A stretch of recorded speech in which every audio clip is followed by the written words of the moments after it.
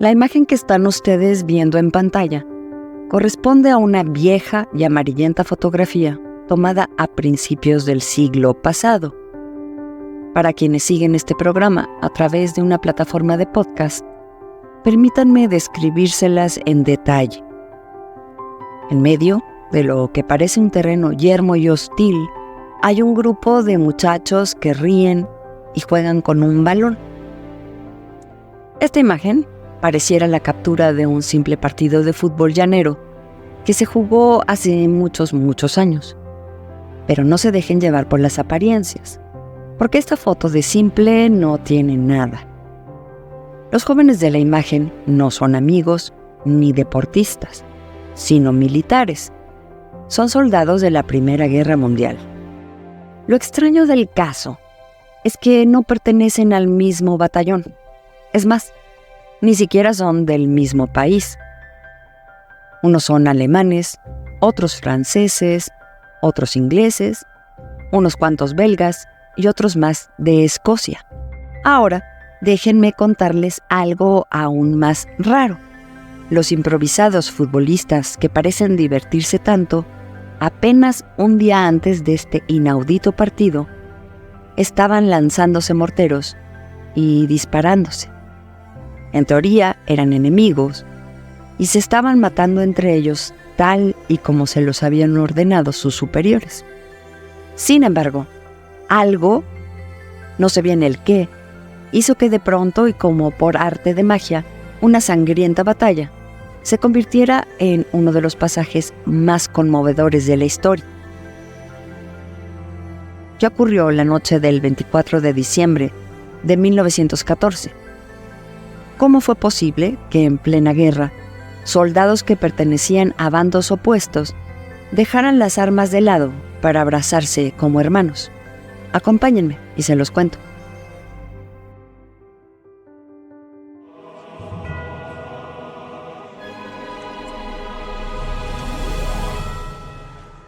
Misterios y enigmas, anécdotas desconocidas, crímenes espantosos o simplemente curiosidades históricas de las que casi nunca se habla.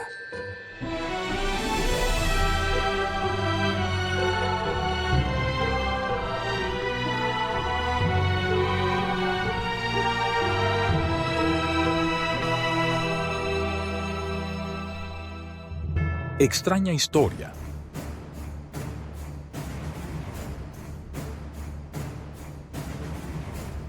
Hola, ¿cómo están? Mi nombre es Madel y me da muchísimo gusto darles la bienvenida a la extraña historia. El día de hoy les voy a contar un relato que ocurrió hace más de un siglo, pero que fue tan poderoso y enigmático que incluso hoy en día es capaz de sorprendernos, de emocionarnos y ponernos los vellos de punta. Un pasaje histórico que nos recuerda que el misterio no siempre se trata de aquello que nos asusta. También puede ser eso que nos reconcilia con nuestro mundo y con lo que somos como especie. Para comenzar con este relato es importante ponernos en contexto. La Primera Guerra Mundial fue uno de los conflictos más sangrientos y devastadores de la historia, que enfrentó a las potencias europeas y sus aliados en dos bloques: la Triple Inteligencia o Entente, formada por Francia, Reino Unido y Rusia, y la Triple Alianza formada por Alemania, Austria, Hungría e Italia. La guerra comenzó en agosto de 1914, tras el asesinato del archiduque Francisco Fernando de Austria en Sarajevo, y se extendió por 4 largos años hasta noviembre de 1918, provocando más de 10 millones de muertos y 20 millones de heridos. En el frente occidental, que se extendía desde el Mar del Norte hasta Suiza, los ejércitos se enfrentaban en una guerra de trincheras que consistía en cavar zanjas paralelas separadas por un espacio conocido como Tierra de Nadie, en donde se producían los ataques y las cargas. Una vez dicho todo esto, hablemos entonces de los soldados, o mejor dicho, de los combatientes. Uno pensaría que la Primera Guerra Mundial fue peleada por valientes y fieros soldados, pero nada más lejos de la realidad. Claro que eran fieros, pero la mayoría de estos hombres ni siquiera tenían una carrera militar. No eran soldados sino personas comunes y corrientes. El panadero del pueblo, el maestro, el sacerdote, el hijo del granjero, y así sucesivamente. Las condiciones de vida a las que se tuvieron que enfrentar estos hombres, que la mayor parte del tiempo permanecían hacinados en improvisadas trincheras, eran terribles. Frío, hambre, suciedad, enfermedades, ratas, piojos y muerte. Aquellos soldados reclutados casi a la fuerza vivían en un constante estado de tensión, de miedo, de aburrimiento y desesperación, sometidos al fuego del enemigo y a las órdenes de unos mandos que no terminaban de comprender la realidad del frente. Y es que, como ustedes bien saben, queridos amigos, los verdaderos hacedores de guerra jamás ponen un pie en los campos de batalla. Permanecen sentados en lujosos escritorios, comiendo muy sabroso, y es ahí donde deciden el destino de aquellos que arriesgan su vida en los frentes. Por si fuera poco, a estos supuestos soldados les habían engañado. Les dijeron que la guerra duraría un par de meses, cuando mucho, y que para Navidad ya estarían todos en sus casas, cosa que por supuesto no ocurrió.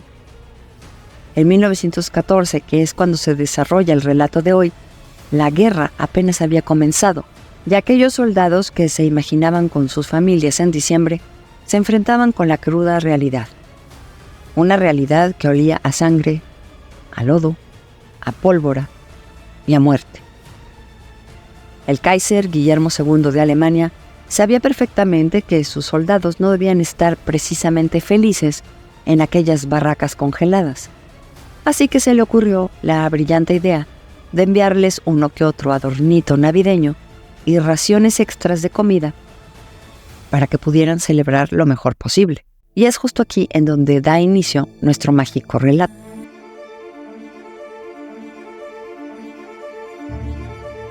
Estamos en Ypres, una ciudad en el oeste de Bélgica. Durante la primavera y el verano, los paisajes aquí son absolutamente maravillosos. Verdes campos rodeados por enormes árboles capaces de robarle el aliento a cualquiera. Pero en invierno, la postal es distinta. El suelo es estéril y agrietado, y los viejos árboles, antes amigables, ahora parecen como sacados de alguna película de terror. Es 24 de diciembre de 1914 y no hay ni cómo calentarse. A menos 12 grados, los pobres soldados atrincherados intentan no castañetear los dientes. Ya prenden una fogata, ya se cubren con el abrigo de algún soldado caído, ya beben poderosos aguardientes y, en fin, hacen lo que sea para no morir congelados. Aquella mañana de diciembre las hostilidades habían sido particularmente intensas.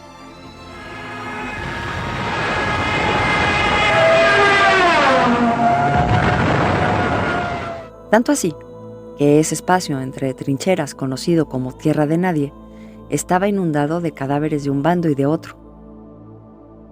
Pero por ahí de media tarde, se hizo un inexplicable cese al fuego, conveniente pausa que aprovecharon para cenar. Pero no vayan a pensar ustedes que se quedaron así como así, tan panchos cenando en sus trincheras. Claro que no. Los comandantes alemanes, los ingleses, belgas, escoceses y franceses habían puesto a sus mejores hombres a vigilar cualquier movimiento que se hiciera en la trinchera enemiga. Y es entonces cuando da inicio el milagro. Un vigilante inglés, con todo y su flemática sangre, no pudo evitar los escalofríos cuando de pronto miró en dirección de la trinchera alemana. Aquel escalofrío no se debía al gélido clima, sino a cierta actividad que estaban realizando los soldados del Kaiser. Comandante, algo traman esos malditos alemanes. Sea más específico, William. ¿Algo traman con respecto a qué? No sabría decirle, pero han salido de la trinchera y, al parecer, están colocando árboles de Navidad. ¿Están qué? ¿Pero qué dices? ¿Cómo que árboles de Navidad? Así es, comandante. No solo están plantando árboles, sino que también los están adornando con velas y manzanas. Pero el desconcierto no se cernía únicamente en la zanja inglesa. Los franceses, por su cuenta, los belgas y los escoceses, desde sus terrenos no dejaban de mirar casi hipnotizados aquel acto alemán que parecía como sacado de un sueño.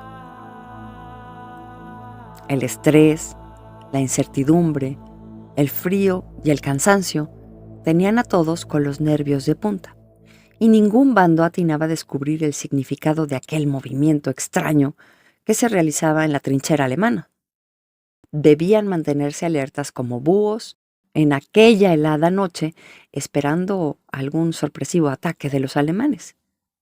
Pero de pronto, una voz casi imposible irrumpió en cascada, diluyendo el silencio en aquel descampado. Stille Nacht, heilige Nacht, alles schläft, einsam wacht. ¿Qué era eso? ¿Un villancico? Los franceses sentían que aquello definitivamente se trataba de un sueño o de una alucinación auditiva, y más lo pensaron cuando escucharon que una vez que terminó el villancico alemán, desde la trinchera inglesa comenzaron a aplaudir. Al aplauso le siguió un villancico, esta vez cantado en inglés, y después, adivinen qué, otro más, en francés. Desde las zanjas aplaudían y vitoreaban cada nota y cada canto de sus supuestos enemigos. Y entonces ocurrió aquello otro que resulta aún más misterioso que lo anterior. Del lado germano, un soldado brincó los alambres de la línea enemiga. Pero en vez de llevar un fusil en la mano, llevaba un pequeño abeto completamente adornado con velas, como en un gesto casi antiguo que anunciaba que por lo menos aquella noche y de su parte ya no habría más disparos. No menos misteriosa fue la reacción del comandante inglés, quien, movido por esa misma extraña fuerza que había hecho que un soldado alemán se parara desarmado en tierra de nadie, tomó una botella de whisky y salió al encuentro del germano. Poco después, el comandante francés, el belga y el escocés hicieron lo propio ante la atónita mirada de los soldados que permanecían en sus trincheras, viendo cómo sus líderes se abrazaban con aquellos que apenas unas horas antes les habían disparado. Poco a poco, los soldados fueron saliendo de sus escondites. En sus miradas había temor, pero también algo que resulta más poderoso que el miedo. En sus ojos brillaba la esperanza y la humanidad. Llevaban consigo parte de sus raciones de comida con la firme intención de compartirla con aquel enemigo. Y fue así como esa mágica noche se intercambiaron cigarros, chocolates, whisky, cantos, budín y hasta souvenirs, tal como lo indica la carta del soldado Bruce. No me hubiera perdido esa única y extraña Navidad por nada. Vi a un oficial alemán, una especie de teniente creo, y siendo un poco coleccionista, le insinué que me había enamorado de alguno de sus botones. Saqué mi corta alambres y con algunas tijeras hábiles saqué un par de sus botones y los puse en mi bolsillo. Luego le di 2 míos a cambio. Lo último que vi fue a uno de mis ametralladores, que era un poco peluquero aficionado en la vida civil, cortándole el pelo anormalmente largo a un dócil Boch que estaba pacientemente arrodillado en el suelo mientras la máquina automática se deslizaba por la parte posterior de su cuello. Pero no solo ocurrió esto. Resulta que las tropas de cada país enemigo se unieron también para rezar por los caídos. Acordaron enterrar a los cadáveres y, de hecho, hicieron brigadas para hacerlo en conjunto. Ya no importaba si el cuerpo era el de un camarada o el de un enemigo. Todos cavaron zanjas, enterraron a sus muertos, lloraron para que los caídos siguieran su camino en paz. En apenas 50 metros de un descampado en la ciudad de Ypres, se desarrollaba esta escena tan increíble como hermosa. Pero allá, un poco más lejos, la realidad era otra. Los cañonazos y el fragor de una batalla que parecía no tener fin sacaron a aquellos soldados de Ypres de su ensoñación, por lo que poco a poco Estos fueron despidiéndose con el corazón encogido y regresando a sus respectivas trincheras con la consigna de que quizás mañana tendrían que matarse entre ellos. Aunque esto no llegó a ocurrir exactamente así, o por lo menos no entre quienes estrecharon la mano la noche anterior. Al día siguiente, los supuestos enemigos volvieron a reunirse para compartir el pan y para jugar un partido de fútbol en el que se informa quedaron 4-1 favor Escocia. Los corresponsales de guerra, completamente alucinados con la escena, tomaron fotografías de aquel evento inaudito y publicaron notas y cartas de los soldados que participaron en la tregua, como esta de un joven de 19 años de nombre Henry Williamson. Querida madre, te escribo desde las trincheras. Son las 11 de la mañana. A mi lado hay un fuego de coque. Enfrente de mí un refugio con paja dentro. El suelo está descuidado en la zanja real, pero congelado en otros lugares. En mi boca hay una pipa presentada por la princesa María. En la pipa hay tabaco. Por supuesto, dices. Pero espera, en la pipa hay tabaco alemán. Ja, dices, de un preso o encontrado en una trinchera capturada. Dios mío, no, de un soldado alemán.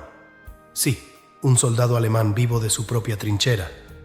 Ayer, los británicos y los alemanes se reunieron y se dieron la mano en el suelo entre las trincheras, intercambiaron recuerdos y se dieron la mano. Sí, todo el día de Navidad, y mientras escribo. Maravilloso, ¿no? Y miren, aunque todo esto suena hermoso, desafortunadamente la cosa no terminó tan bien. Me encantaría decirles que al igual que hicieran sus soldados, los mandatarios dejaron sus diferencias de lado y firmaron acuerdos de paz entre ellos, pero nada más lejos de la verdad. Los hacedores de guerra se pusieron furiosos al enterarse de aquel despropósito y mandaron reemplazar a todos los soldados que participaron en la tregua. Al final, casi todos los participantes fueron aniquilados. ¿Qué ocurrió ese 24 de diciembre en Ypres, en Bélgica? Yo la verdad no lo sé. Para mí es un profundo misterio. Hay quienes dicen que un evento así pudo darse gracias a la religiosidad de los soldados que luchaban en ese frente. Pero además de que no es cierto, puesto que había de todo en este ecléctico grupo de personas, lo cierto es que la religiosidad no alcanza para explicar algo así. Ahí tienen ustedes, por ejemplo, la Guerra de los Cruzados, o la Santa Inquisición, o la Cristiada de México, movimientos todos encabezados por personas sumamente religiosas, y ya les digo yo, si pensaban cuando menos 5 minutos en la paz. Por otro lado, hay quienes dicen que la tregua es un acto de rebeldía. Estos soldados no estaban de acuerdo ni con las decisiones de sus comandantes, ni con las de sus presidentes. Y sí, claro que es un acto de rebeldía, el hacer la paz en vez de la guerra, pero esto tampoco alcanza para explicar todo lo ocurrido en esa noche. Y es que algo que no han considerado estos supuestos especialistas es que estas personas que se habían estado disparando durante meses, ese enemigo que mató a tu amigo, a tu hermano, a tu vecino, a tu padre, a tu primo, es la misma persona con la que después te estás abrazando, compartiendo la comida, jugando un partido de fútbol y deseándote feliz Navidad. Para mí, como les digo, es un profundo misterio, pero por supuesto la última opinión la tienen ustedes. Hasta aquí mi relato. Yo los espero el próximo año con una historia más. Hasta pronto.